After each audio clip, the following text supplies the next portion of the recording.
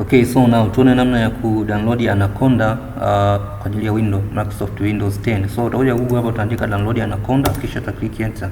Okay, so now utaklik first link. Okay, so now utaklik download Anaconda for Microsoft Windows. Okay, so kwenye icon utaklik download. So now Anaconda inaanza kuwa download kama unavyoona hii hapa. Okay, so now after downloading, to click browser here. Okay, so now to double click file installation. Say click next.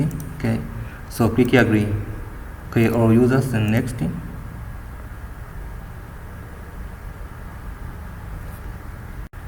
Okay, click next.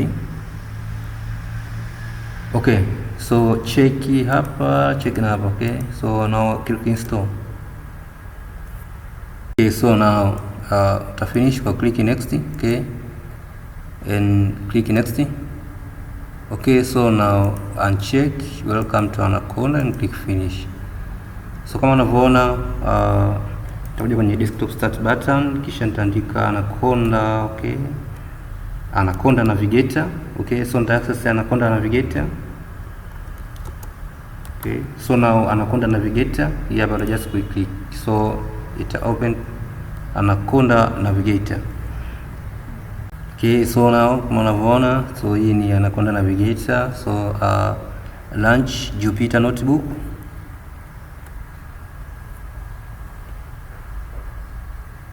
Okay, so now launch Juypiter notebook. Okay, so utafungia katika web browser. Kisha ukifika kwenye notebook una launch Juypiter notebook. Okay, kuna shortcut ya kuweza kuiopen. So utakuja katika desktop start button, just write Juypiter notebook. So utaandika Juypiter notebook. Okay, so now try click. Okay, so now ina open browser. Okay, Juypiter notebook kisha kwa open. Okay, so now you can click new. Okay, then chagua new Python 3. Okay, yep. Okay.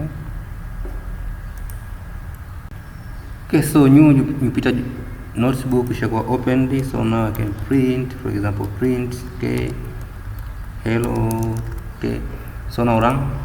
Okay, so now hello, can see. So x equal to 10, for example, and y equal to 20.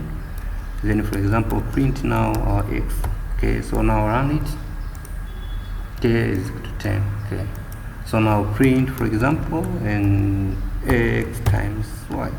X plus y, sorry, x plus y. Okay, now so print 30. Okay,